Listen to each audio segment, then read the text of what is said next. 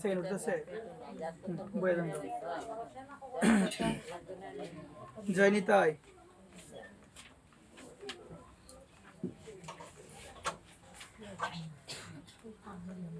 জয় শ্রী রাধেশ্যাম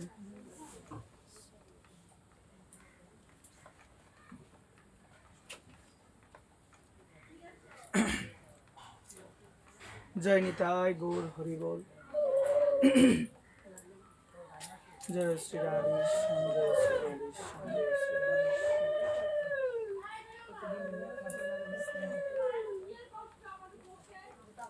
অনাদিরাদি গোবিন্দ সর্বকারণের কারণ পরমেশ্বর ভগবান তার মুখ নিঃসৃত বাণী শ্রীমদ ভগবদ গীতার আঙ্গিকে ভাগবতীয় কথা সুদারস আস্বাদন করার নিমিত্তে আজকে সবাই আমরা শ্রী ভক্ত আঙ্গিনায় সমবেত হয়েছি ভাগবতীয় কথারস আস্বাদন করার জন্য। সর্বপ্রথম সশ্রদ্ধ প্রণীতি নিবেদন করছি রাধা গোবিন্দ ভগবানের রাতুল রাঙ্গা শ্রী চরণ কমলে। সশ্রদ্ধ প্রণাম নিবেদন করছি ব্রজমণ্ডল বিভূতি বৃন্দাবনের মুকুটমণি পরম পূজ্যপাদ শ্রী বাবা মহারাজ, পূজনীয় স্মরণীয় বন্দনীয় অর্চনীয় শ্রী শ্রী বিনোদ বিহারী দাস বাবাজি মহারাজের শ্রী চরণ কমলে। সশ্রদ্ধ প্রণাম নিবেদন করছি পরম আরাধ্য পরম পূজ্য শ্রী গুরু মহারাজ প্রভুপাদ শ্রী শ্রী দেবব্রত গোস্বামী মহোদয়ের শ্রী চরণ কমলে। সশ্রদ্ধ প্রণাম নিবেদন করছি উপস্থিত সকলের আপন আপন শ্রী গুরুদেবের শ্রী চরণ কমলে। সশ্রদ্ধ প্রণাম নিবেদন করছি উপস্থিত সকলের আপন আপন মাতৃদেবী এবং পিতৃদেবের শ্রীচরণ কমলে। সশ্রদ্ধ প্রণাম নিবেদন করছি সেই সমস্ত গৌর অনুরাগী ভগবানের একান্ত অনুরাগী নিষ্কিঞ্চন শুদ্ধ ভক্ত শুদ্ধ মহাত্মা যাদের চরণ ধুলি বিনে কেউ কখনো আমার ভগবানের কৃপা লাভ করতে পারে নাই, যাদের চরণধুলি বিনে কেউ কখনো আমার করুণাময়ী শ্রীমতী রাধারানীকে লাভ করতে পারে নাই, সেই সমস্ত সুপ্রিয় গৌর ভক্তবৃন্দ নিতাই অনুরাগী ভক্তবৃন্দ তাদের সকলের শ্রী চরণ কমলে আমি অধম নরাধম শ্রী ব্যাসাসন থেকে পবনত মস্তকে জানাই শতকোটি দণ্ডবোধ প্রণাম। বাঞ্ছা কল্প তরু বশ্যম কৃপা সিন্ধুইব এব চ পতিতানাং পাবনেভ্যো বৈষ্ণবেভ্যো নমো নমঃ। জয় নিতাই, জয় গৌর, জয় রাধেশ্যাম, জয় জয় শ্রী রাধেশ্যাম। আমরা আজকে সবাই শ্রী ভক্ত আঙ্গিনায় আমরা ভক্ত মেলায় সমবেত হয়েছি। আমার প্রাণ গোবিন্দ অনাদিরাদি গোবিন্দ সর্বকারণের কারণ আমার ভগবান শ্রীকৃষ্ণের মুখ নিঃসৃত বাণী শ্রীমদ ভগবদ গীতার আঙ্গিকে ভাগবতীয় কথা সুদারস আস্বাদন করার জন্য আমি আমার উপস্থিত সুপ্রিয় গৌর ভক্তবৃন্দ আমার নিতাই অনুরাগী মায়েদের চরণে আমি নিবেদন করছি, আমরা আজকে এই আসরে আমরা যতটুক সময় আমরা উপনীত থাকবো আমরা চেষ্টা করব যৎকিঞ্চিত কিছু ভাগবতীয় কথা শ্রবণ করে আমরা যেন সেই ভাগবতীয় কথা রস অমৃতকে আমরা যেন আমাদের এই হৃদয় মাঝে আমরা যেন আমাদের সেই অন্তরে সেই কথাগুলোকে স্থান দিয়ে আমরা যেন শান্ত হতে পারি, আমরা যেন তৃপ্ত হতে পারি। একবার প্রেমসে বলো রাধে রাধে। আজকে আমাদের এই প্রয়াস, যে প্রয়াসকে সামনে রেখে আমাদের আজকের এই মহতি অনুষ্ঠানের আয়োজন শ্রী কার্তিক ব্রতকে কেন্দ্র করে। মায়েরা মন দিয়ে শুনবেন। আমাদের সর্বপ্রথম জানা বিশেষভাবে প্রয়োজন, আমাদের সর্বপ্রথম যে বিষয়টির দিকে আমাদের অবগত হওয়া প্রয়োজন, এই যে আজকে আমরা এই মহতি অনুষ্ঠানের মধ্যে অংশগ্রহণ করলাম, আমার ভগবানের মুখ নিঃসৃত বাণী গীতার কথা শ্রবণ করার জন্য আমাদের পূর্বেই জানা প্রয়োজন এই গীতা হলো সাক্ষাৎ আমার ভগবান প্রাণ গোবিন্দের মুকু নিঃসৃত বাণী। যে গীতার কথা শুনলে, যে গীতার কথা ধ্যান দিয়ে শ্রবণ করলে, মনন করলে, স্মরণ করলে আমাদের অশান্ত হৃদয়, আমাদের জীবন থেকে সমস্ত সন্দেহ দূরীভূত হয়। সেই শ্রীমদ্ ভগবত গীতার কথা যদি মা আমরা মন প্রাণ দিয়ে আমরা যদি শ্রবণ করে সেই কথাগুলোকে যদি আমরা অন্তর মাঝে আমরা স্থান দিতে পারি, মা মন দিয়ে শুনবেন, আমাদের অশান্ত হৃদয়, আমাদের এই ববজ্বালা দূরে যাবে একবার। কিন্তু কথা হচ্ছে আমরা গীতার কথা শুনি, গীতার মধ্যে আমার ভগবান আমাদের মানব জাতির কল্যাণের জন্য যে অপূর্ব নির্দেশ আমার ভগবান দিয়েছেন, সেই নির্দেশ যদি মা তুমি পালন করতে পারো, তুমি যদি সেই নির্দেশকে তুমি সামনে রেখে তুমি যদি তোমার জীবন ধারণ নির্বাহ করতে পারো, মন দিয়ে শুনবেন, তোমার এই জীবনটা সার্থক হয়ে যাবে। গীতার মধ্যে আমার ভগবান অষ্টাদশ অধ্যায়ের মুখ্য যুগের একদম শেষ শ্লোক ৭৮ নং শ্লোকে ভগবান বলছেন, যত্র যোগীশ্বর কৃষ্ণ যত্র পার্থ ধনুর্ধর তত্র শ্রী বীর্জয় বুতির দোবা নীতির মতির মম। দেখো এই জায়গার মধ্যে খুব সুন্দর কথা আমাদের শিক্ষা দিচ্ছেন, গীতার একদম শেষের কথা, যত্র যোগেশ্বর কৃষ্ণ যত্র পাত্র ধনুর্ধর। এই জায়গায় বলছেন মা, যে পক্ষের মধ্যে আমার ভগবান অনাদিরাদি গোবিন্দ সমস্ত কিছুর মালিক, আমার ভগবান যে পক্ষের মধ্যে থাকে, যে পক্ষের মধ্যে তার ভক্ত পার্থ ধনুর্ধর থাকে, সেই পক্ষের বিজয় লক্ষ্মী সুনিশ্চিত হয়। একবার প্রেম সে কোন পক্ষের? যে পক্ষের মধ্যে ভগবান থাকে, যে পক্ষের মধ্যে আমার অনাদিরাদি গোবিন্দ সর্বকারণের কারণ ভগবান শ্রীকৃষ্ণ, তিনি যে পক্ষের মধ্যে অংশগ্রহণ করে, তিনি যে পক্ষের মধ্যে থাকে, সেই পক্ষের বিজয় হয়। ভগবান কোন পক্ষে থাকে মা? ভগবান সেই পক্ষের মধ্যে থাকে যে পক্ষের মধ্যে ধর্ম থাকে। আমরা দেখতে পেয়েছিলাম কুরুক্ষেত্রের যুদ্ধের মধ্যে কৌরবদের মধ্যে কোনো ধর্ম ছিল না, তারা সারাটা জীবন অধার্মিক জীবন বৃত্তি তারা পালন করেছিল, যার কারণে আমার ভগবান কিন্তু কৌরবদের পক্ষ নেই নাই। ভগবান কাদের পক্ষ নিয়েছিলেন? ভগবান নিয়েছিলেন পাণ্ডব পক্ষ। কেন? পাণ্ডবদের পক্ষে ধর্ম ছিল, আর যে পক্ষের মধ্যে ধর্ম থাকে সেই পক্ষের মধ্যে আমার ভগবান থাকে। একবার আর যে পক্ষের মধ্যে ধর্ম নেই, যে ব্যক্তি তার হৃদয়ে ধর্মকে ধারণ করতে পারে নাই, যে ব্যক্তি তার জীবনে ধর্মকে ধারণ করতে পারে নাই, তার নিকট ভগবান থাকবে না, তার কাছে ভগবান থাকবে না। এই কারণে বলছেন, কেউ যদি আমার ভগবানকে চায় তার প্রথম করণীয় হলো আগে ধর্মকে ধারণ করতে হবে। কাকে ধারণ করতে হবে? ধর্মকে ধারণ করতে হবে, যাকে ধারণ করলে আমার মঙ্গল হয়। ধর্ম মানে হলো ধারণ করা, যেটাকে ধারণ করলে হৃদয়ে, যেটাকে ধারণ করলে আমার মন শান্ত হয়, যেটাকে ধারণ করলে আমার জীবন সুন্দর হয়। একবার আর যদি ধর্মকে ধারণ না করতে পারো, শাস্ত্র বলছেন যে ব্যক্তি ধর্মকে ধারণ করতে পারে না তার এটা জীবন কোনো মানুষের জীবন হতে পারে না। এটা কিসের জীবন? এটা পশুর জীবন। ধর্মহীনাবি নর পশুবি সমান। বলছেন ধর্মহীন, যার মধ্যে ধর্ম নাই, সেই মানুষ হলো পশুর তুল্য। আমি যদি মানব কুলে জন্ম নিই, আমি সেই ধর্মটাকে হৃদয়ে ধারণ না করতে পারি, শাস্ত্র বলছেন এটা আমার মানুষের জীবন হতে পারে না, এটা পশুর জীবন হয়ে যাবে। এই কারণে ধর্মটাকে ধারণ করতে হবে। যেমন আপনি যদি ধর্ম ধারণ করেন, মন দিয়ে শুনবেন, যেমন আপনি ধর্ম ধারণ করেছেন মানে হলো ভগবানকে ধারণ করেছেন। যেখানে ধর্ম থাকে সেখানে ভগবান আছে, যেখানে অধর্ম থাকে সেখানে আমার ভগবান থাকতে পারে না। একবার প্রেম সে বলে।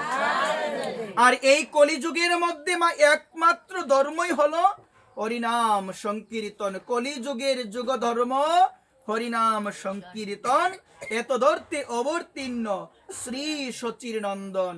এই ধর্মটা অবতরণ ও এই ধর্মটা আমাদের দেওয়ার জন্য যিনি অবতীর্ণ হয়েছেন, যিনি নিজেকে অবতরণ করেছেন, তিনি হলো আমার দয়ার নিতাই গৌর হরি, যিনি এই কলিযুগে এসেছেন আমাদের মতো অধপতিত জীবদের হরিনাম দেওয়ার জন্য। হরিনাম দিয়ে আমাদের মতো অধপতিত জীবদের এই সংসার সাগর থেকে উদ্ধার করার জন্য নিতাই গৌর কলিযুগের মধ্যে তিনি অবতীর্ণ হয়েছেন। একবার প্রেম সে বলো রাধে রাধে। এক সময় আমার পরম দয়াল, আমার পরম করুণাময় নিতাই চাঁদ তিনি আমার প্রেমের ঠাকুর শ্রীমান গৌর হরির কাছে গিয়ে বললেন যে এই কলিযুগের জীবের উদ্ধার কিভাবে হবে।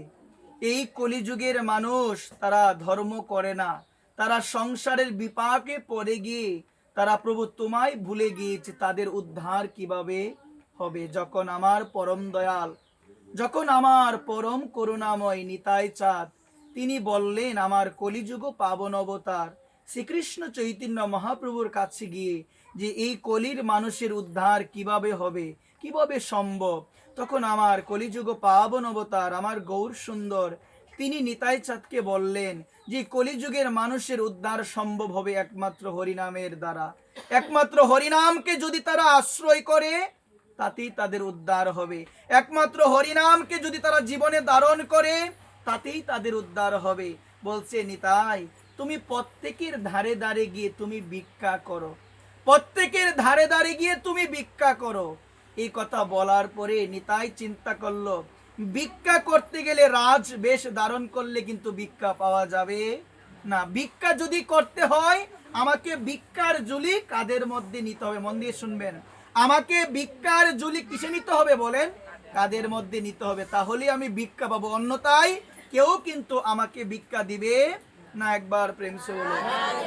আজকে মহাপ্রভু যখন তাকে আদেশ দিলেন যে নিতাই তুমি ভিক্ষার ঝুলি নিয়ে তুমি বের হও, তুমি কলির প্রত্যেকের ধারে ধারে গিয়ে তুমি ভিক্ষা করো, তখন নিতাই বের হলো। কি ভিক্ষা করার জন্য মা? চাউল নয় মা, অন্ন নয়, টাকা পয়সা কিচ্ছু নয়।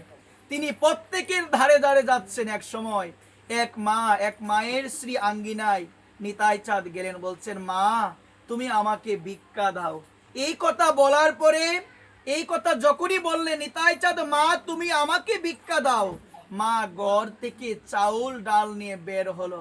বলছে মা আমি তো চাউল চাই না তোমার কাছে মা, আমি তোমার কাছে ডাল ভিক্ষা করি না মা। বলছে তাহলে তুমি কি চাও? তুমি তো এসেছো ভিক্ষা করার জন্য, আমি তোমাকে ভিক্ষা দেওয়ার জন্যই চাউল ডাউল নিয়ে বের হয়েছি, তুমি কি চাও? বলছে মা আমি চাউল ডাউল তোমার কাছে চাই না মা, তোমার কাছে আমি ভিক্ষা চাই। তুমি একবার বলো হরি বল।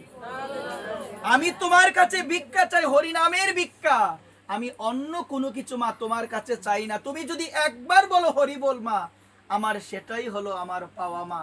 আমি এসেছি তোমার কাছে মা, তুমি একবার মা, তুমি মন থেকে প্রাণ থেকে মা তুমি একবার বলো হরি বল। মহন্তের স্বভাব হয় তারিতে প্রামর, নিষ্কার্য নাহি তবু যায় পরের ঘর। মহতের স্বভাব হলো মা প্রত্যেকের ধারে ধারে যাবে একবার তাদের মুখ দিয়ে হরিনাম বলানোর জন্য মা।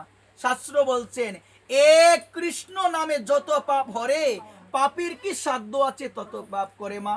একবার যদি কেউ বলে হরে কৃষ্ণ তার সমস্ত জন্মের পাপ তার মোচন হয়ে যাবে। একবার যদি বলে মন থেকে প্রাণ থেকে প্রেম সহকারে, যদি হৃদয়ের অন্তঃস্থল থেকে কেউ যদি একবার বলে হরে কৃষ্ণ, কেউ যদি একবার বলে মা, এই কারণে মা মন দিয়ে শুনবেন নিতাই চাঁদ প্রত্যেকের ধারে ধারে গিয়ে তিনি বলছেন তোমরা একবার বলো, যারে দেখে তারে কহে দন্তে তৃণ ধরি, আমারে কিনিয়া লও একবার বলো হা ভজ গৌর হরি। আমারে কিনিয়া লও। নিতাই চাঁদ বলছেন যে ব্যক্তি বদনে একবার বলে হা গৌর হরি, যে ব্যক্তি বদনে একবার বলে হা গৌর সুন্দর, আমার নিতাই বলছেন আমি তার কাছে বিক্রি হয়ে যাই। কিন্তু ডাকার মতো যতদিন পর্যন্ত ডাকটা না আসবে, ডাকার মতো যতদিন পর্যন্ত নামটা স্মরণ না হবে, ততদিন পর্যন্ত কিন্তু ক্রিয়া হবে না। এই কলিযুগের মধ্যে জন্ম হয়েছে, হৃদয়ে পাপ তাপ হিংসায় পরিপূর্ণ আমাদের হৃদয়।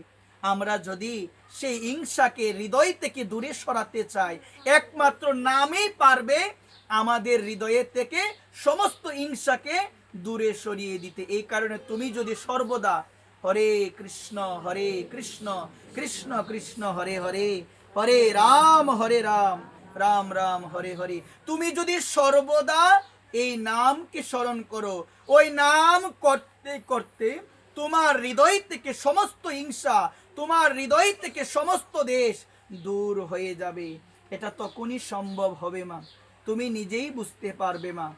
যদি কারো প্রতি হিংসা থাকে মা, যদি হরিনাম করে নয়ন দিয়ে জল না আসে মা, বুঝতে হবে হৃদয়ে এখনো প্রচুর পরিমাণে পাপ তাপ রয়েছে মা, অনেক রয়েছে। দেখবেন মা, এটা বোঝার অনেক সহজ। হরিনাম করি, নাম জপ করি, যদি নয়ন দিয়ে জলে আমার না আসে, বুঝবেন মা এখনো হৃদয়ে পাপ আছে। সুতরাং একান্ত হইয়া গোবিন্দকে বলো, গোবিন্দ গো, এতদিন ধরে আমি তোমার নাম করি, এখনো তো তোমার নামে এক ফোঁটা জলও আমার বের হলো না। প্রভু তোমার কাছে একান্ত হইয়া এই নিবেদন, প্রভু আমার মনে হচ্ছে কি আমার আমার অনেক পাপ রয়েছে, আমার অনেক অপরাধ রয়েছে, যার কারণে বিদায় আমার নয়ন দিয়ে তোমার নামে জল আসে। প্রভু তুমি আমায় কৃপা করো, তুমি আমায় করুণা করো। এইরকম জ্ঞানে যখন একান্ত হইয়া প্রভুকে ডাকবো মা, প্রভুর নাম করতে করতে দেখবে মা হৃদয় থেকে সমস্ত পাপ সমস্ত অপরাধ দূরীভূত হয়ে যাবে। দেখবে মা কৃষ্ণ নামে অটোমেটিক তোমার নয়ন দিয়ে জল আসবে। একবার অটোমেটিক আসবে মা। এক সময় আমার কলিযুগ পাবন অবতার আমার গৌর সুন্দর আমার মহাপ্রভু মা শ্রীবাস অঙ্গনে তিনি ভাবাবিষ্ট হয়ে মা ভাবে আবিষ্ট হয়ে গিয়েছেন। হওয়ার পরে ভক্তদের ডেকে ডেকে বলছেন, আজকে তোমরা আমার কাছে যা চাইবে আমি তোমাদেরকে তাই দিব। সবাই চাইলেন। এই কথাটা শোনার পরে মা আমার মহাপ্রভুর কাছে সবাই চাইলেন, নানান ধরনের নানা কিছু চাইলেন। কেউ বললেন তোমার যুগল রূপটা একটু দেখাও, মহাপ্রভু যুগল রূপ দেখালো। কেউ বলল তোমার নটবর রূপটা একটু দেখাও, নটবর রূপটা দেখালো। যত ভক্ত আজকে শ্রীবাস অঙ্গনে উপস্থিত ছিল, তারা যে কামনা আমার মহাপ্রভুর কাছে তারা বলেছিলেন, আমার মহাপ্রভু সবার কামনা পূরণ করেছিলেন। হঠাৎ মহাপ্রভু দেখলো সবাই চাচ্ছে, কিন্তু হরিদাস তো আমার কাছে কিছু চাই না, একদম দূরে দাঁড়িয়ে আছে। ভক্তের লক্ষণ, ভক্ত ভাববে আমার মতো অপরাধী কেউ নাই, আমি কিভাবে যাব সবার সামনে, আমি কিভাবে যাব, আমি এতটাই অপরাধী, আমি এতটাই পাপী যে আমি সবার সামনে যেতে পারবো না। সবাই আজকে চাইলো, মহাপ্রভু দেখলো মহাপ্রভুর পরম ভক্ত নামাচার্য ছিল হরিদাস ঠাকুর, তিনি সবার পিছনে দাঁড়িয়ে আছে, তিনি তো কিছু চাই না। মহাপ্রভু ডাক দিলেন, হরিদাস তুমি আসো আমার কাছে। হরিদাস করো জোর করে, বিনত ভাবে সে মাথা নত করে আমার মহাপ্রভুর কাছে গেলেন। মহাপ্রভু বললেন, হরিদাস সবাই আজকে আমার কাছে চাচ্ছে, যেই আমার কাছে যেই কামনা করছে আমি তাকে তার সেই কামনাটাই পূরণ করছি। হরিদাস তুমি চাও আমার কাছে কিছু? বলছেন, প্রভু আমি অপরাধী, আমি দীন দরিদ্র, আমি কাঙ্গাল, আমি পাপী, আমি তোমার কাছে কি চাইবো প্রভু? আমি কিচ্ছু চাই না তোমার কাছে। দেখো ভক্ত যদি ভক্তের মতো হয় কিচ্ছু চাইবে না, কিচ্ছু চাইবে না। আমরা তো মা দুঃখ পেলে ভগবানের কাছে যাই, আমরা সুখ চাওয়ার জন্য ভগবানের কাছে যাই। ভগবানের কাছে মা এগুলো চাইতে নাই, সুখ বলেন দুঃখ বলেন এগুলো ভগবান দেই না আমাদের মা, এটা হচ্ছে আমাদের প্রারব্ধ কর্মফল মা। ভগবানের কাছে আপনি সুখ চান, তাহলে আপনি ভগবান রামচন্দ্রকে দেখেন, যে ভগবান রামচন্দ্র তোমাকে আমি ডাকবো, তুমি আমাকে সুখ দাও। আমার প্রভু রামচন্দ্র বলবো, তোমরা যদি আমার জীবনটা দেখো তোমরা কখনো আমার কাছে সুখ চাইবে না। আমি কি সুখ পেয়েছি? যখন রাজা হব সেই মুহূর্তে আমার সংবাদ আসলো আমাকে 14 বছরের বনবাসে যেতে হবে। বনবাসে গেলাম, আমার স্ত্রীকে হরণ করে নিয়ে চলে গেল, কি সুখ পেলাম। আবার যখন স্ত্রীকে রক্ষা করে আনলাম, প্রজাদের মন রক্ষার জন্য আবার তাকে ত্যাগ করলাম। নিজের সন্তান হলো, সন্তানকে চিনলাম না, সন্তানের সঙ্গে যুদ্ধ হলো। যখন দেহ রেখে চলে যাব তখন চিনতে পারলাম সে আমার সন্তান। আর তোমরা চাও আমার কাছে সুখ? আমার জীবন দেখো, আমার জীবন যদি দেখো তাহলে চাইবে না কখনো সুখ আমার কাছে। তদ্রূপ ভগবান কৃষ্ণের কাছে সুখ চাইবে, আমার ভগবান কৃষ্ণ বলবে যে তোমরা আমার কাছে সুখ চাও, আমার জীবন দেখো। আমার জন্মটা হয়েছে কারাগারে, তোমাদের জন্ম তো গৃহের মধ্যে হয়েছে। আমার জন্মটা কোথায় হয়েছে? কারাগারে। কারাগারে জন্ম হওয়ার পরে আমার বাবা বৃষ্টির মধ্যে জ্বরের মধ্যে যমুনা পার হয়ে আমাকে নন্দগ্রামের মধ্যে রেখে এসেছিল। দেখো আমার সুখ, আমার সুখটা দেখো। 6 দিনের মধ্যে তারকা, 6 দিনের মধ্যে তারকা পুতনা আসলো আমাকে মারার জন্য। কে আসলো গো? পুতনা আসলো আমাকে মারার জন্য, কত অসুর পাঠালো কংস আমাকে মারার জন্য। দেখো একটাবার চিন্তা করো আমার জীবনে কি সুখ ছিল। তাহলে ভগবানের জীবনটা দেখবেন, তাহলে কখনো সুখ চাইবেন না, ভাববেন প্রারব্ধ কর্মফল অনুযায়ী আমাকে দুঃখ সুখ আমাকে পেতে হয়। আমি যদি দুঃখ পাওয়ার পরে বলি ভগবানকে তো ডাকি, এত দুঃখ কেন, এটা আমার মূর্খামি হবে, এটা আমার অজ্ঞানত হবে। আমি যদি জানি, আমার মধ্যে যদি জ্ঞান থাকে, আমি কখনো গোবিন্দকে দোষারোপ করব না। কারণ কর্মের ফল কাউকে ছাড়বে, যেমন করবে তুমি তেমনই পাবে। তাহলে আমাদের চাই গোবিন্দের কাছে সুখ, চাই না? দেখো হরিদাসকে প্রভু বলছেন, হরিদাস চাও কিছু? বলছেন প্রভু আমি অপরাধী, আমি পাপী, আমি দীন দরিদ্র কাঙ্গাল, আমি কিচ্ছু চাই না তোমার কাছে, কিচ্ছু চাই না। বলছে হরিদাস কিচ্ছু চাও তুমি? বলছেন প্রভু গো যদি বর দিতেই হয়, প্রভু তুমি এতভাবে বলছো, যদি দিতেই হয় তুমি আমাকে এই বর দাও, তুমি আমাকে এই বর দাও। বলছে কি বর? আমি যেন প্রভু আবার যদি আমার জন্ম হয়, আমি মানুষ হতে চাই না প্রভু, আবার যদি জন্ম হয় আমি মানুষ হতে চাই না। প্রভু বলছে তুমি কি রাজা হতে চাও, তুমি কি দেবতা হতে চাও? আমি তোমাকে দেবতা করে দিব, আমি তোমাকে রাজা বানিয়ে দিব। বলছে প্রভু ক্ষমা করবেন প্রভু, আমি এগুলো চাই না। বলছে কি চাও হরিদাস বলো না, তুমি তুমি মানুষও হতে চাও না, তুমি রাজাও হতে চাও না, তুমি দেবত্ব লাভও করতে চাও না, তুমি কি চাও? বলছে আমি যদি আমাকে যদি আবার আসতে হয়, আমাকে যদি জন্ম দিতে হয়, তুমি আমাকে কুকুর কুলে জন্ম দিও একবার। তুমি আমাকে কুকুর কুলে জন্ম দিও। কেন? বলছেন হরিদাস তুমি কুকুর কুলে কেন জন্ম নিতে চাও হরিদাস? দেখো মা পদকর্তারা বলছেন বৈষ্ণব দুয়ারে যদি হইতাম কুকুর, বৈষ্ণব ঠাকুর এটু দিয়ে আমাকে করিত উদ্ধার একবার। বৈষ্ণব দুয়ারে যদি আমি হইতাম কুকুর, কুকুর কি সেবা করে? উচ্ছিষ্ট সেবা করে মা। বৈষ্ণবের উচ্ছিষ্ট তাহে মোর মনোনিষ্ট, আমার আর কিচ্ছু চাওয়া নাই। যখন কোনো শুদ্ধ ভক্ত ভগবানের প্রসাদ পাবে, আমি যদি তার কাছে গিয়ে তার উচ্ছিষ্ট একটু নিতে পারি মা, তার সেই উচ্ছিষ্ট লাভ হেতু আমার হৃদয়ে কৃষ্ণ ভক্তি, রাধারানীর প্রতি ভক্তির জন্ম নিবে। ওই কারণে চৈতন্য চরিতামৃত গ্রন্থ বলছেন বৈষ্ণবের উচ্ছিষ্ট তাহে মোর মনোনিষ্ট। আমার নিষ্ঠা থাকতে হবে মা। বৈষ্ণবের উচ্ছিষ্ট নিবে, নিষ্ঠা না থাকলে হবে না, বিশ্বাস না থাকলে হবে না। আজকে হরিদাস বলছেন প্রভু গো যদি জন্ম দিতে হয় কুকুর কুলে জন্ম দিও। বলছেন বৈষ্ণবরা যখন প্রসাদ পায়, প্রসাদ পাওয়ার পরে তাদের যে উচ্ছিষ্ট প্রসাদগুলো ফেলে দেওয়া হয়, আমি যদি কুকুর কুলে জন্ম নেই, আমি যেন বৈষ্ণবের দুয়ারে কুকুর কুলে আমি যেন জন্ম নিই। কারণ যখন বৈষ্ণবের দুয়ারে ভক্তরা প্রসাদ পাবে, তাদের উচ্ছিষ্টগুলো যখন ফেলে দেওয়া হবে, আমি যেন কুকুর রূপে জন্মগ্রহণ করে সেই উচ্ছিষ্ট পান করে আমি যেন জীবনকে ধন্যাতি ধন্য করতে পারি।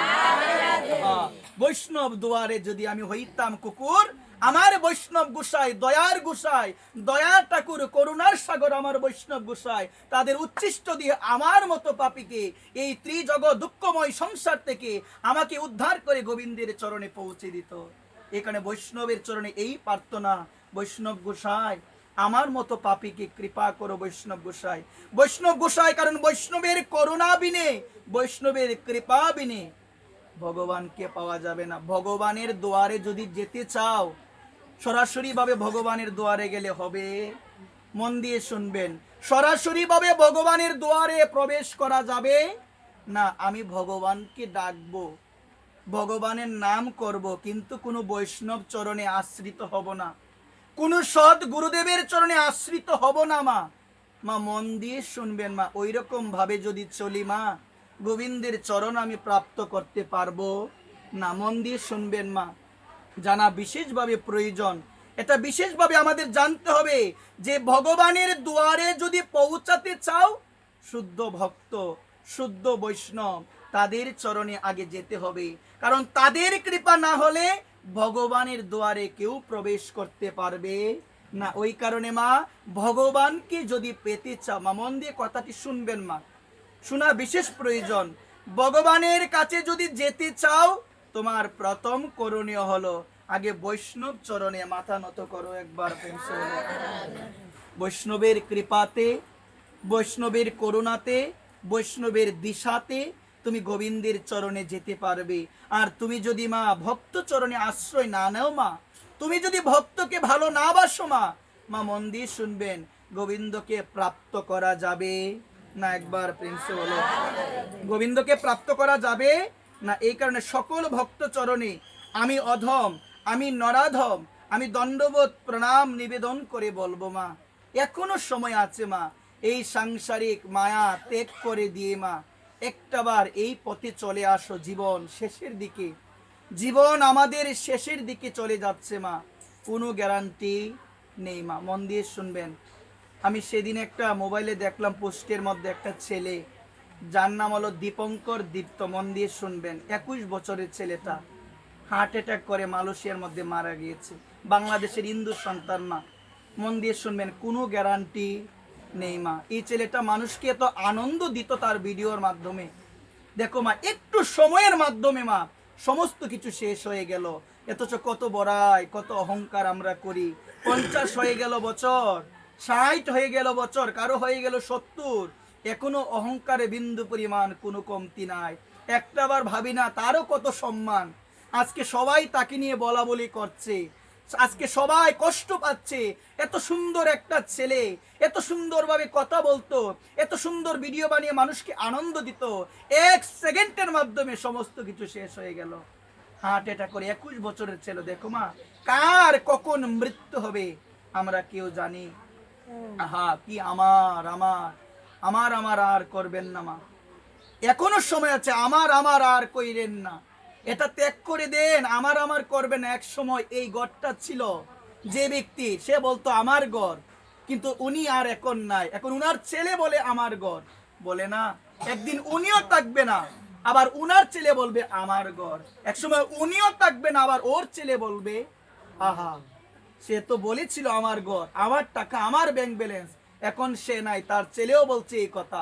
এই কারণে এখনো সময় আছে মা, আমার আমার আর করবেন না। আমার আমার যতদিন পর্যন্ত ত্যাগ না করতে পারবো কৃষ্ণ চরণে এখনো পৌঁছাতে আরো অনেক দূর আমরা রয়ে গিয়েছি। আহা, বৈষ্ণব কোনো কথা বললে বলে গোবিন্দ আমার, গোবিন্দর কৃপায় এটা হয়েছে। বৈষ্ণব কখনো কোনো কথা বললে বলে রাধারানীর সব করুণা, বৈষ্ণব কথা বললে বলে রাধারানীর কৃপা, আমি কিচ্ছু নয়, আমার কোনো অস্তিত্বই নাই। একটা সময় ছিল, আমি ছিলাম না এই জগতে। একটা সময় আসবে, আরো 30 বছর পিছিয়ে যাও, 20 বছর পিছিয়ে যাও, তুমি নামে অস্তিত্বটাই আর এই জগতে থাকবে না। আমিহীন পৃথিবী, পৃথিবী থাকবে কিন্তু আমি থাকবো না। একবার প্রেম সে বলো, পৃথিবী থাকবে, আমি থাকবো না। এই কারণে যারা যথার্থ জ্ঞানী জন, তারা এই মায়ার ভালোবাসা, মায়ার সংসার তারা বুঝতে পারে। ভর্তৃহরি রাজা ছিলেন ভগবানের একজন ভক্ত। মন দিয়ে শুনবেন, ভর্তৃহরি রাজা নামে এক রাজা ছিল, যে রাজা জীবনের প্রথম অবস্থায় সংসারকে এত ভালোবাসতো বলার বাইরে, নিজের স্ত্রীকে অনেক ভালোবাসতো। এক সময় এত এত ভালো রাজা ছিল, এক সময় এক ঋষি, এক মুনি ঋষি তাদের কাছে এসেছিল, মানে রাজার দরবারে এসেছিল। ভর্তৃহরির কাছে আসার পরে ভর্তৃহরিকে বলল, তুমি এত প্রজাবৎসল, তুমি প্রজাকে নিজের সন্তানের মতো করে লালন পালন করো, আমি চাই তুমি আরো দীর্ঘায়ু হও। আমার কাছে একটা ফল আছে, ওই ফলটা যদি তুমি গ্রহণ করো তুমি আরো দীর্ঘায়ু লাভ করবে। কেন? বলছে তুমি এত প্রজাবৎসল, প্রজাকে ভালোবাসো, তুমি যদি রাজত্বে থাকো তোমার প্রজারাও সুখে থাকবে। তাকে ফলটা দিল। ফলটা দেওয়ার পরে সে ভাবলো যে দেখো, এই জগতে আমরা যখন কোনো বস্তু পাই তখন কিন্তু প্রথম অবস্থায় প্রিয়জনের কথাটাই আমাদের মনে পড়ে, আমরা প্রিয়জনকে তো অনেক ভালোবাসি। তখন সে চিন্তা করলো, এই সংসারে আমার একমাত্র প্রিয়জন হলো আমার স্ত্রী, আমি যদি এই ফলটা আমার স্ত্রীকে দেই তাহলে স্ত্রী দীর্ঘায়ু হবে, রূপে সুন্দর আরো বৃদ্ধি হবে, যৌবন আরো অনেকদিন থাকবে, আমি আমার স্ত্রীকে দিয়ে দিই। সে স্ত্রীর কাছে গিয়ে ফলটা দিয়ে দিল। তখন তার স্ত্রী নানাভাবে নানা সুন্দর প্রশংসা করে রাজাকে আনন্দ দিয়েছে। একটু পরে রাজা তার রাজকার্য পরিচালনার জন্য তিনি চলে গিয়েছেন। স্ত্রী মনে মনে ভাবলো যে আমি যাকে ভালোবাসি সেটা আমি তাকে দিয়ে দিই। স্ত্রী কিন্তু অভিনয় করতো ভালোবাসার, স্ত্রী অভিনয় করতো ভালোবাসার রাজাকে, কিন্তু স্ত্রী ভালোবাসতো কাকে জানো? ওই যে রাজা, রাজার যে অশ্ব চালক, রাজার যিনি অশ্ব চালক সেই যুবককে ভালোবাসতো। যুবককে ডাক দিয়ে বলছে, তুমি নিয়ে নাও, আমি তো তোমাকে ভালোবাসি, এটা তুমি নিয়ে নাও, তুমি নিয়ে নিলে তোমার দীর্ঘায়ু হবে, তোমার যৌবন চিরদিন থাকবে, তোমার যৌবন থাকলে হবে। দিয়ে দিল। এইদিকে অশ্ব চালক চিন্তা করলো যে আমাকে দিল, আমি এটা দিয়ে কি করব? আমি যাকে ভালোবাসি, এক পতিতা নারী যে রূপে গৌরবে অনেক সুন্দর, আমি তাকে দিয়ে দিই। সে পতিতাকে দিয়ে দিল। সেটা পতিতা ভাবলো আমি অধম নিকৃষ্ট, জীবনে কোনোদিন ভালো কাজ করি নাই, আমার রাজ্যের রাজা এত ভালো, প্রজাবৎসল, কোনোদিন প্রজার মনে কষ্ট দেই না, আমি যদি আমার রাজাকে এটা দিতে পারি, রাজার দীর্ঘায়ু হবে, রাজার যদি দীর্ঘায়ু হয় তাহলে আমরা সুখে থাকবো। কোথা থেকে কোথায় যাই, মন দিয়ে শুনবেন। আজকে পতিতা নারী পরদিন সকালবেলায় রাজার দরবারে আসলেন, এসে বলছেন জীবনে কোনোদিন রাজা মশাই ভালো কাজ করি নাই, আজকে আমার মনে হলো একটা ভালো কাজ করা উচিত। বলছে কি ভালো কাজ? বলছে আমার কাছে একটা ফল আছে, ওই ফলটা যদি আপনি গ্রহণ করেন আপনার যৌবনত্ব, আপনি দীর্ঘায়ু হবেন। ফলটা দিল, বুঝে গেল। বলছে এই ফলটা তুমি কোথায় পেলে? এক হলো সত্য কথা বলবে, আর যদি সত্য কথা না বলো তোমার মৃত্যুদণ্ড দিব। চিন্তা করলো ভয় নাই, ভয় থাকলে তো আসতামই না আপনার কাছে, ভয় নাই, এসেছি সত্য কথাই বলবো। বলছে দিয়েছেন আপনার যে অশ্ব চালক, আপনার যে অশ্ব চালক সেই যুবক, সে আমাকে দিয়েছে, কারণ সে আমাকে ভালোবাসে। ছেড়ে দিল তাকে, অশ্ব চালককে ডাক দিল। অশ্ব চালক এসেছে, বলছেন সত্য কথা যদি বলো মৃত্যুদণ্ড দিব না, আর সত্য কথা যদি না বলো মৃত্যুদণ্ড দিব। বলছে কি আপনি বলেন আমাকে রাজামশাই, আপনি বলেন। বলছেন এই ফলটা তুমি কোথায় পেয়েছো? বলছে সত্যি কথা বলবো? বলছে হ্যাঁ সত্যি কথা বলো। বলছেন আপনার স্ত্রী আপনাকে ভালোবাসে না, আপনার স্ত্রী আপনাকে ভালোবাসে না, ভালোবাসার অভিনয় করে, সে ভালোবাসে আমাকে, ওই আমাকে ভালোবেসে সে এই ফলটা দিয়ে দিয়েছে। তৎক্ষণাৎ বৈরাগ্য এসে গেল তার মধ্যে, তৎক্ষণাৎ বৈরাগ্য আসলো। আরে আমি কাকে ভালোবাসলাম এতদিন, আমি কাকে ভালোবাসলাম? ওই ভাগবত বলছেন এটাই হলো সংসারের ভালোবাসা। একবার সংসারের ভালোবাসা ভালোবাসা নয়, এটা হলো অভিনয়। একমাত্র ভালোবাসা হলো আমার গোবিন্দের চরণে, আমার বৈষ্ণব চরণে, আমার ভক্ত চরণে যদি প্রীতি থাকে, গোবিন্দের ভক্ত চরণে যদি প্রীতি থাকে, এটাই হলো ভালোবাসা। চিন্তা করলো হা হা কাদের জন্য আমি এত কিছু করলাম। হ্যাঁ, তখন চিন্তা করলো এই সংসারে আমি আর করব না, এটা সংসারের ভালোবাসা। তোমরা তো এই মায়ায় পড়ে, আমরা তো এই মায়ায় পড়ে গিয়ে আমরা ভাবছি সংসারে ছেলে মেয়ে ছাড়া আপনার জগতে কেউ নাই। আমরা এটা সবাই ভাবি, আমরা পাঠ শুনিও আমরা এই ধরনের ভাবনা। ছেলের যদি অসুখ হয় কি করেন? বলেন গোবিন্দকে, গোবিন্দ তোমার চরণে আগিয়ে দিয়ে দিয়েছি, মারবি রাখবি যো ইচ্ছা তোয়ারা, নিত্য দাস তোয়াপতি তব অধিকার। এটা আসে স্মরণ, স্মরণ আসে কি? ভগবান তোমার চরণে দিয়ে দিয়েছি, তুমি মারবে না রাখবে সব তোমার ইচ্ছা। আমি চাইলেও তো আর রাখতে পারবো? বলেন না দিয়ে রাখতে পারবো কি?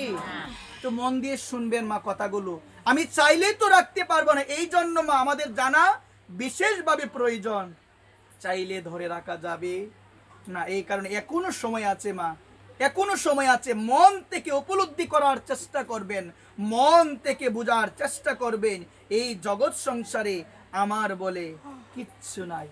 এই জগৎ সংসারে আমার বলে কিছু আছে কি? বলেন না, এই জগৎ সংসারে আমার বলে কিছু না। একবার প্রেম সে বলো রাধে রাধে। এই কারণে প্রেম সহকারে, ভালোবাসা সহকারে ভগবানকে ডাকবেন।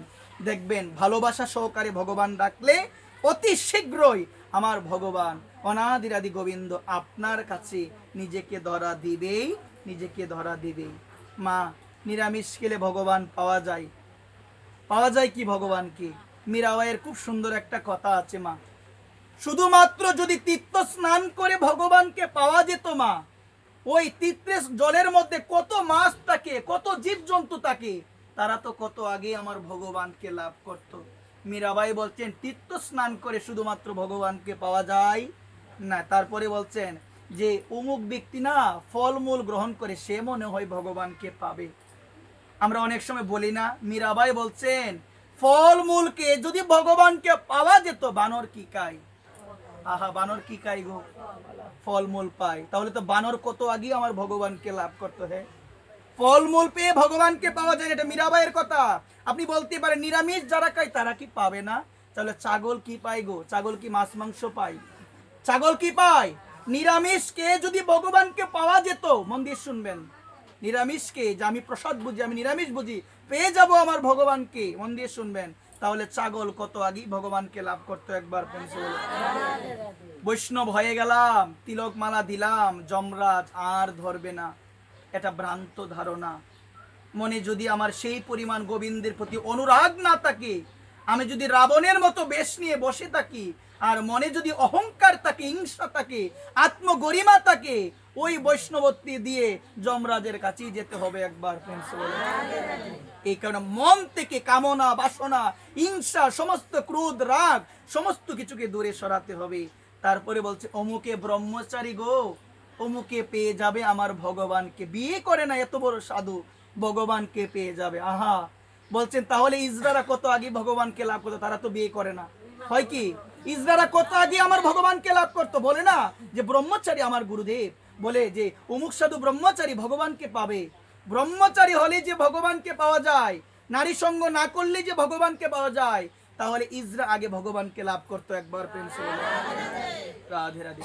বলছেন যে অমুকে কিচ্ছু খাই না, ফলও খাই না, অন্ন পাই না, কোনো কিছু পাই না, শুধু দুধ পাই। কি পাই গো? এই জায়গায় মীরাবাই বলছেন দুধ পেয়ে, দুধ পান করলে শুধু যদি ভগবানকে পাওয়া যেত, কি পান করলে? মন দিয়ে বলবেন, কি পান করলে? দুধ পান করলে যদি ভগবানকে পাওয়া যেত, বাছুর কি পায়? একবার প্রেম সে বলো, কত আগেই ভগবানকে লাভ করত। তার মানে ভগবানকে ফল কে পাওয়া যায় না, নিরামিষ কে পাওয়া যায় না, দুধ কে পাওয়া যায় না, তীর্থ স্নান করে পাওয়া যায় না, ব্রহ্মচারী হয়ে পাওয়া যায় না। কিভাবে পাওয়া যায় ভগবানকে? প্রেমের সহিত থাকতে হবে। নেহি প্রেম সে নহে মিলে নন্দলালা। ওই প্রেম ছাড়া নন্দলালাকে কোনোদিন পাওয়া যাবে না। ওই ভক্তি ছাড়া নন্দলালাকে কখনো পাওয়া যাবে না। ভক্তি যার, কৃষ্ণ তার, সর্বশাস্ত্রী কয়। ভক্তি না থাকিলে কৃষ্ণ দেখিলেও কি কিছু হয়? যদি ভক্তি না থাকে, যাই করো না কেন, মনে হিংসা, মনে ক্রোধ, মনে রাগ, আত্মগরিমা, যদি এই সমস্ত বিষয় থাকে মনের মধ্যে, আত্মগরিমা ভাব, বুঝবেন কোনোদিন গোবিন্দের চরণ লাভ করা যাবে না। বুঝার চেষ্টা করবেন। সবাই আমরা সমান, সবাইকে সম্মান দিব, সবার ভিতরে ভগবান আছে, এই জ্ঞান, এই বিশ্বাস রাখা প্রয়োজন। আমরা কি সবাই এটা জানি যে সবার ভিতরে ভগবান আছে? আমরা যদি এটা জানতামই ভগবান আছে, তাহলে এত বিভেদ আমাদের মধ্যে থাকতো না, এত হিংসা আমাদের মধ্যে থাকতো না মা, এত আত্মগরিমা থাকতো না। মন দিয়ে শুনবেন, একটা জায়গা, কিছু জায়গা আছে যে জায়গার মধ্যে আমরা সবাই সমান। এই জায়গায় কি ভেদ জ্ঞান আছে? নাই। মন্দিরে আছে, দেবালয়ে ভেদ জ্ঞান আছে কি? নাই। তারপরে শ্মশানে আছে কি মা? নাই। একটা শ্মশান ছিল মা, যে শ্মশানে লেখা ছিল গন্তব্য তোমার এটাই ছিল, কিন্তু তোমার পৌঁছাতে অনেক দেরি হয়ে গিয়েছে।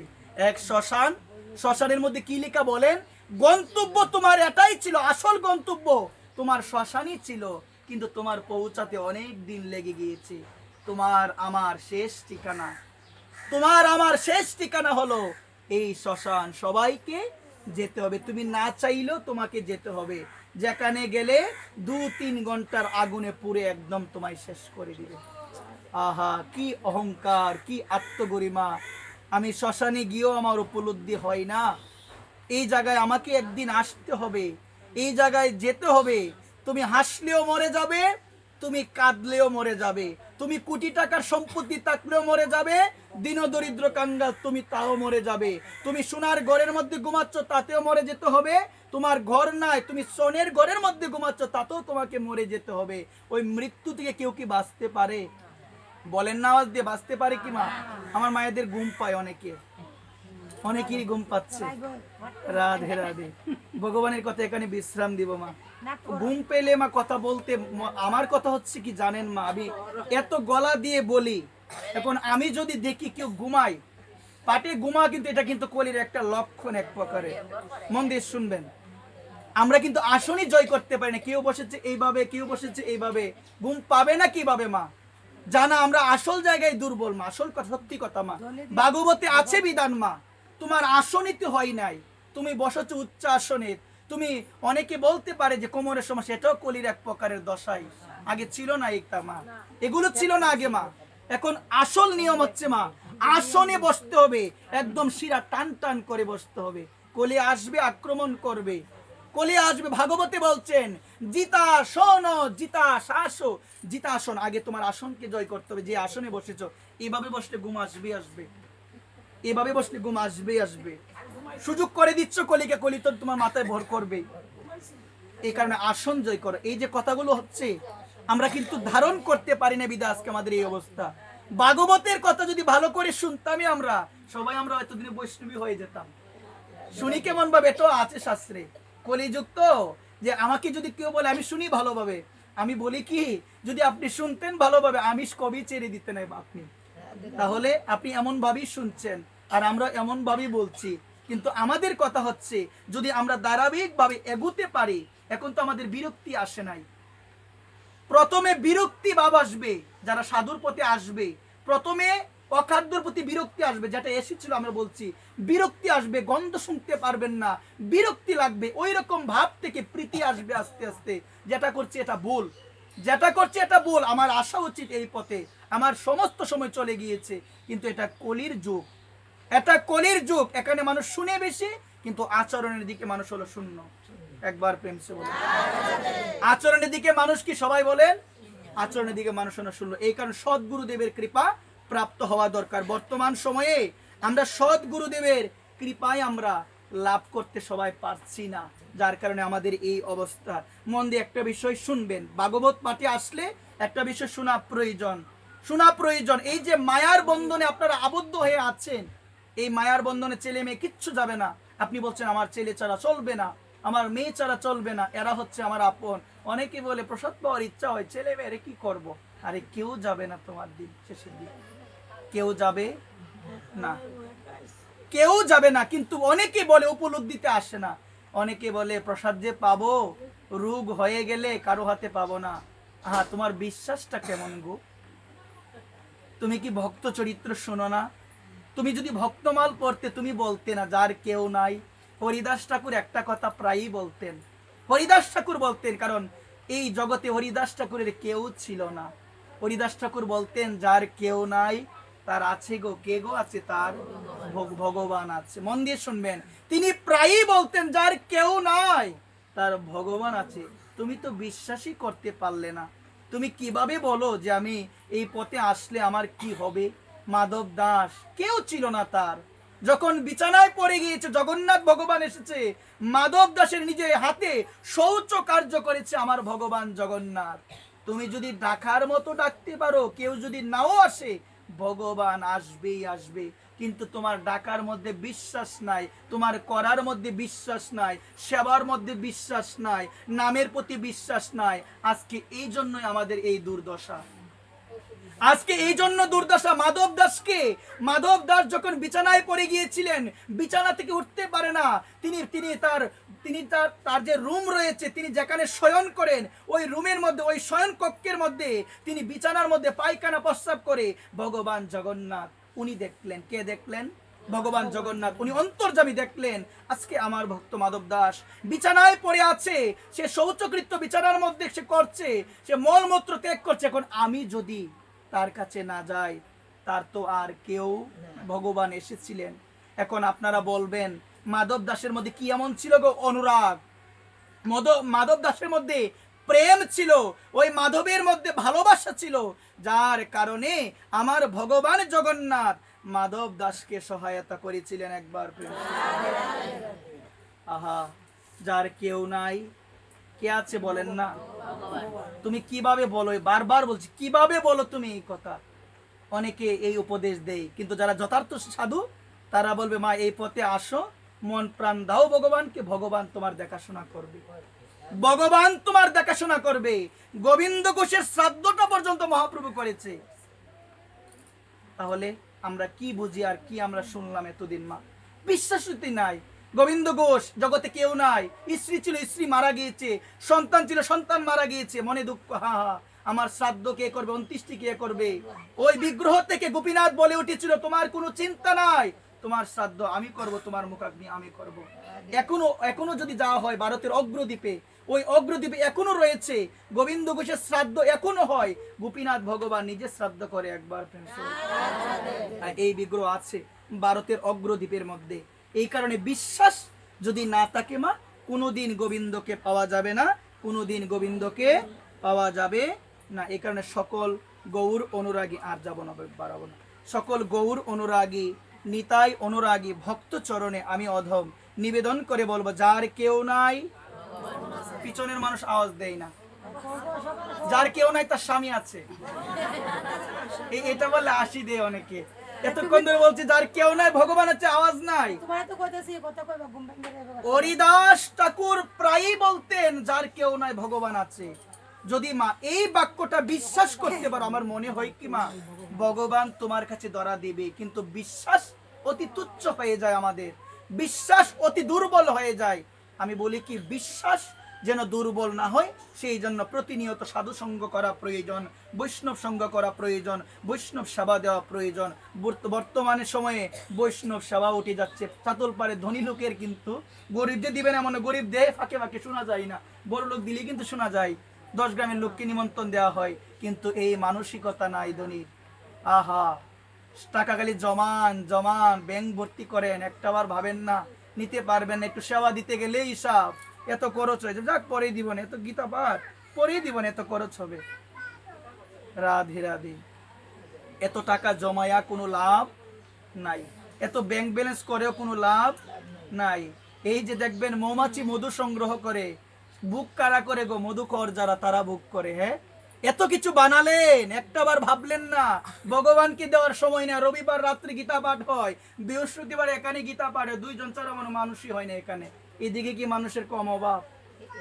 এখানে বৃহস্পতিবার রাত্রি গীতা পাঠ হয়, আমি আগে আসতাম, আমারও এখন আসা হয় না, বাড়িতে অনেক সময় থাকি না, থাকলেও আসা হয় না। 2 জন 3 জন 4 মানুষই এখানে হয় না। এইদিকের এমন লীলা।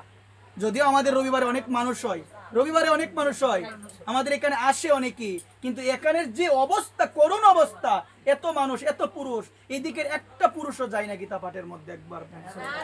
একটা পুরুষ, শুধু অর্থ। আমি যেটা ভাবি শুধু অর্থ আর অর্থ, শুধু অর্থ আর অর্থ। এদিকের কিছু মাও আছে, আসে না। আহা, সংসার সংসার করে গেল, সংসার সংসার করে মিছে গেল কাল, লাভ না হইল কিছু ঘটিল জঞ্জাল। তাদের এমন একটা সময় আসবে যখন উপলব্ধিতে আসবে, যখন তাদের মনের মধ্যে এই চিন্তা আসবে, তখন বুঝেও আর কোনো লাভ হবে সময় থাকতে না বুঝলে কোনো লাভ না। একবার প্রেম সে বলো। অনেকে আবার লুকিয়ে ভক্তি দেয়। আমি যখন এখানে আগে পাঠ করতাম, কয়েকজনকে দেখতাম, কয়েকজন যেত তাকাতোই না, গীতা পাঠও একটাবার তাকাই না, এদিকের মানুষ চলে যায়। আগে আমি লক্ষ্য করতাম, চলে যায়, ভক্তি দেয় না অনেকে। অনেকে আবার লুকিয়ে এক ব্যক্তি এগুলো করে। মা আমি ছিলাম তো, আমি 2 বছর মতো এখানে পাঠ করে গিয়েছি মা, আগে আরো 1-2 বছর আগের কথা বলছি।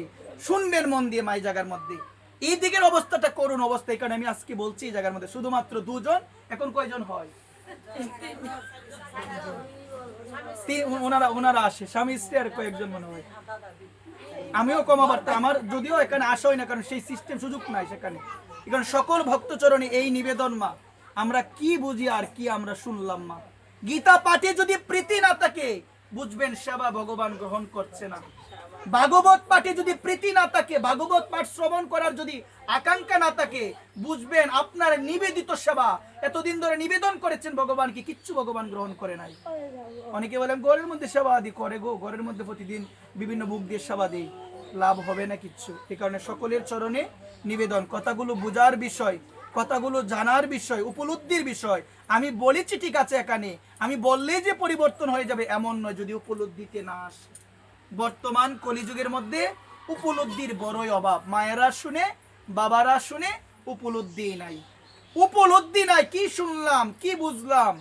আপনারা যে এখান থেকে উঠে যাবেন, কেউ কি গীতা পাঠের কথা বলবেন? হা হা, নাই, আজে বাজে কথা। এখান থেকে ওঠার পরেই শুরু হয়ে যায়, এটাই হলো সংসার, এটাই হলো কলির মানুষ, এটাই হলো কলির দুর্দশা। একবার প্রেম দিয়ে দাও। জয় নিতাই, জয় গৌর, জয় রাধে শ্যাম। এখানে সকল গৌর অনুরাগী, নিতাই অনুরাগী ভক্ত চরণে আমি অধম দিন অতিদিন নিবেদন করে বলবো, আমার কথায় যদি কেউ কোনো কষ্ট পেয়ে থাকো, আমাকে সবাই ক্ষমা সুন্দর দৃষ্টিতে দেখবেন। জয় রাধে শ্যাম। ওম যদস্করং পরিভ্রষ্টং মাত্রা হীনঞ্চ যদ্ভবেৎ